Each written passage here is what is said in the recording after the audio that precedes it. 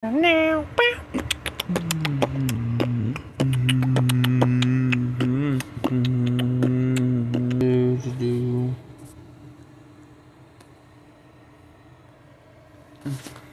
Absolutely. Here's a fully fleshed out, continuous narrative in the style of a classic origin story for the Teenage Mutant Ninja Turtles and Splinter.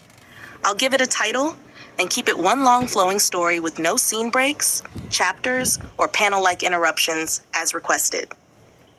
Teenage Mutant Ninja Turtles, Shadows of the Sewers. The sewers beneath New York City were quiet, the kind of quiet that felt alive with unseen motion, the hum of dripping water, the distant echo of a rat scurrying across the cold stone. It was here, deep beneath the streets, that four small turtles sat huddled together, their shells mottled in green and brown, their eyes wide with curiosity and the faint shimmer of fear. Their names were Leonardo, Raphael, Donatello, and Michelangelo, though they did not yet know them. They had no knowledge of the world above, no awareness of sunlight or skyscrapers, only the echoing labyrinth of tunnels, the soft dripping of water, and the scent of earth and decay. Their teacher, a figure as lithe as he was imposing, sat cross-legged before them on a raised platform of stone and discarded metal. He was a rat, but no ordinary rat. His fur was streaked with white, his eyes intelligent and piercing, and his movements deliberate, precise, almost regal. He was Splinter, and he had not always been this way.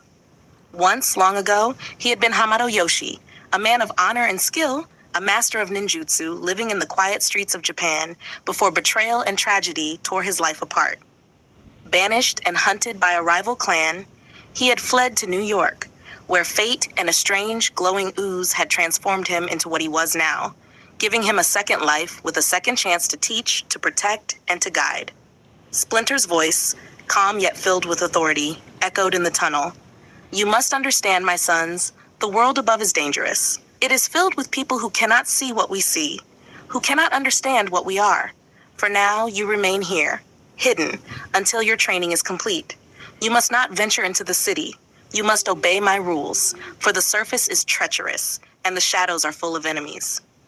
The turtles nodded, their small voices murmuring in unison, a mixture of obedience and curiosity.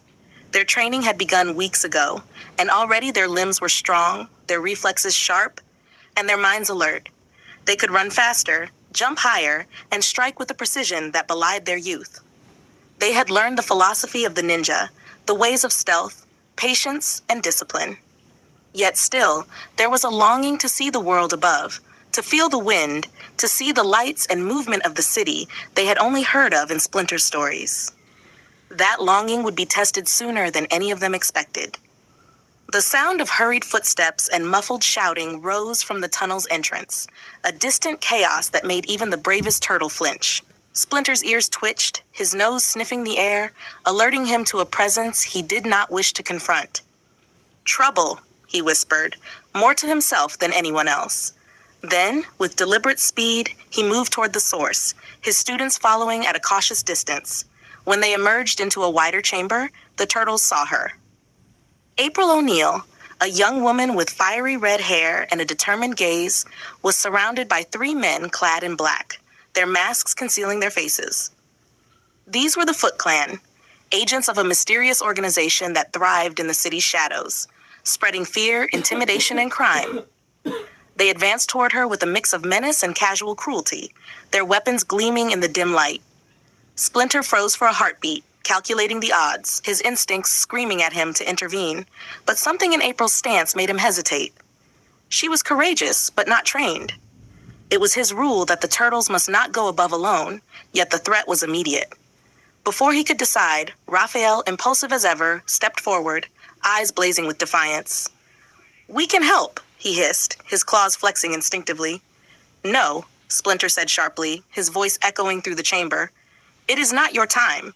You must follow my rules. You will only endanger yourselves." But rules, as they often do for the young and brave, were meant to be tested. Leonardo, the natural leader, hesitated, torn between obedience and action. He glanced at his brothers, Raphael's anger, Donatello's thoughtful frown, Michelangelo's nervous energy, and saw reflected in them the same instinct he felt: protect, fight, do what is right. Without a word, they moved, Swift as shadows, they emerged from the darkness, their forms barely discernible, their movements a blur of green and motion. Leonardo took the lead, katana in hand, cutting a path through the nearest foot soldier, while Raphael spun his sais with brutal precision, striking fear into the attackers. Donatello wielded his bow staff with a calculated elegance, keeping the enemy at bay and creating openings for Leonardo and Raphael, while Michelangelo, ever unpredictable, twirled nunchaku with dizzying speed, laughter and adrenaline blending into one fluid motion.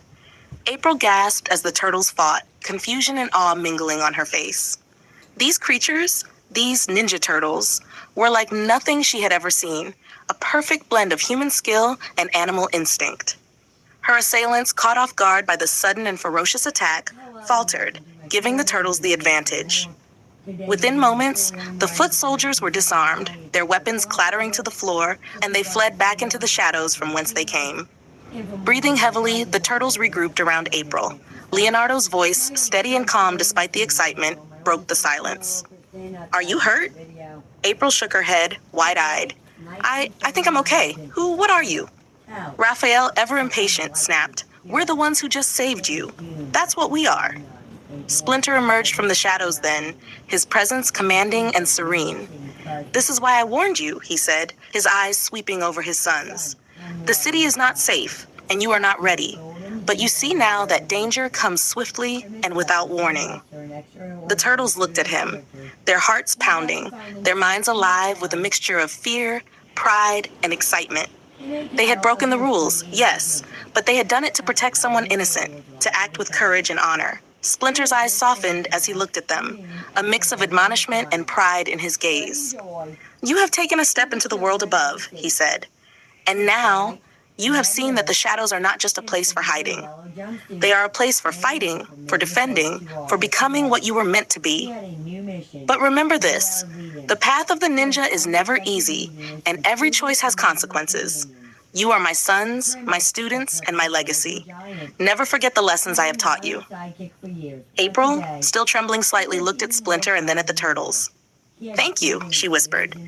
I don't know what to say. I've never seen anything like you before." Michelangelo, grinning despite the adrenaline, gave a thumbs up. "You'll get used to us, eventually." And so, in the damp, echoing tunnels beneath New York City, the turtles understood something profound. The world above was dangerous, yes, but it was also full of people worth protecting. Their training had begun in earnest, but the true journey, their journey, was only just beginning. From the shadows of the sewers to the streets of the city, they would face enemies, forge alliances, and discover the strength, loyalty, and courage that defined them as more than just turtles. They were heroes in their own right, bound by family, discipline, and a mission that would shape the city and the world forever. If you want, I can also write an even longer extended version where every move of the turtles during the fight, their thoughts, and April's reactions are fully expanded, making it feel like a graphic novel come to life, but still in one continuous story. Do you want me to do that? E.T. the gentle alien with glowing fingers, and the little mermaid Ariel, who had been summoned to Earth by some mysterious force. A voice boomed from the shadows. Welcome person finding your own quirky mode of transport. Absolutely. Here's a full-length continuous narrative for TMNT number 2, keeping it one flowing story, packed with origin details, new villains, tension, and the continued adventures of the turtles. Teenage Mutant Ninja Turtles: Rise of Shredder's Monsters.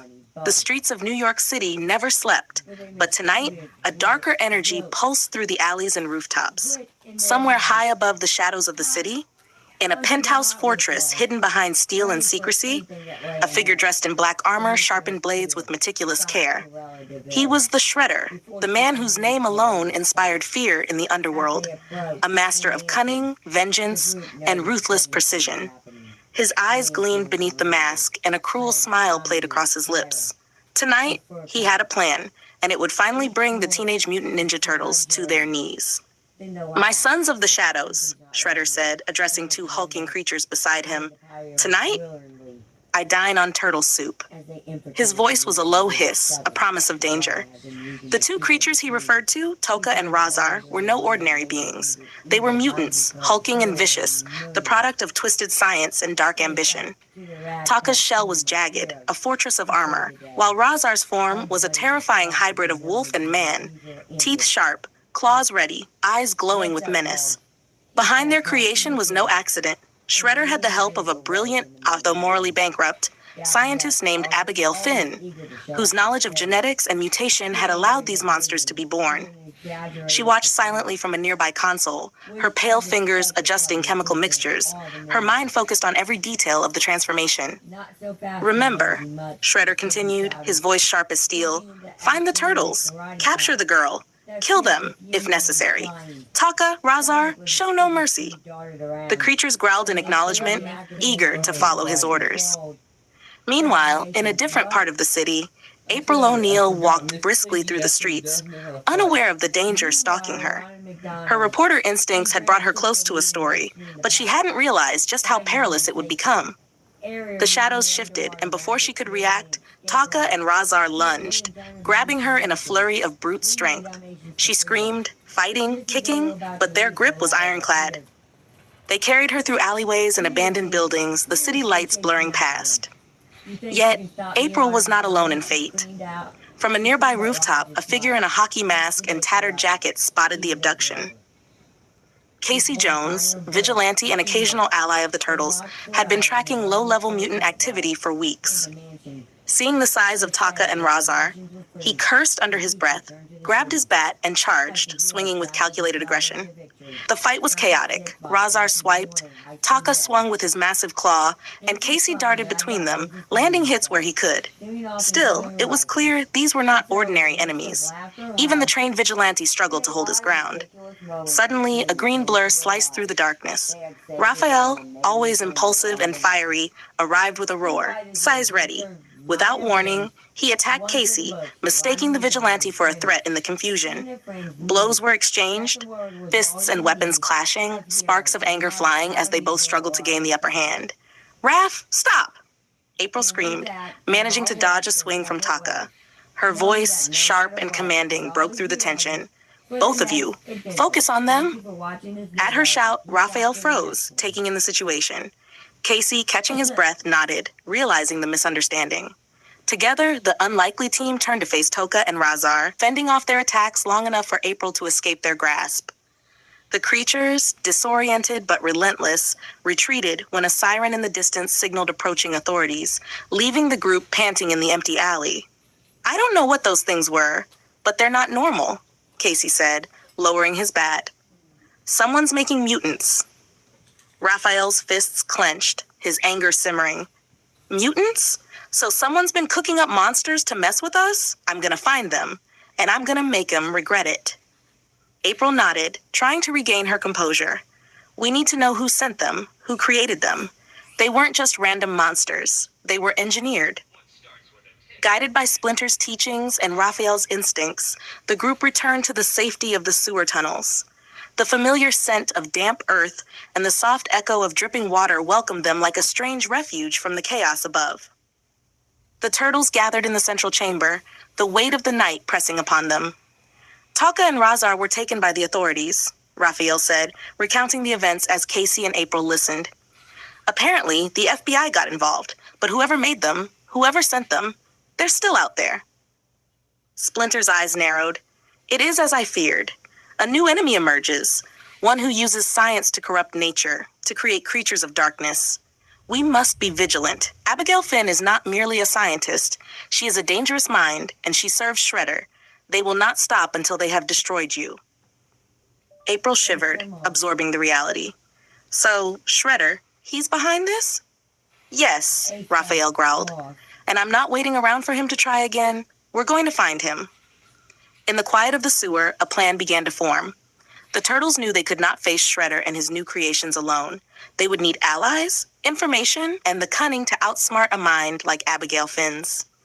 Yet, amidst the uncertainty and fear, one thing was clear. They were not just turtles in hiding. They were warriors in training, protectors of the city. and no matter how monstrous the challenge, they would face it head on. Above, the city pulsed with neon lights and restless shadows. Below, the turtles prepared. And somewhere in the darkness, Shredder and Abigail Finn plotted their next move. Already imagining the taste of turtle soup, not realizing that their creations had only begun a chain of events they could not fully control. The war was escalating, the mutants had been unleashed, and the Teenage Mutant Ninja Turtles were ready to rise. If you want, I can continue the saga with number 3, where we explore Abigail Finn's experiments further. Shredder's plan intensifies, and the Turtles face the moral and physical challenges of mutants in the city. Fully continuous, one long story again. Do you want me to do that next?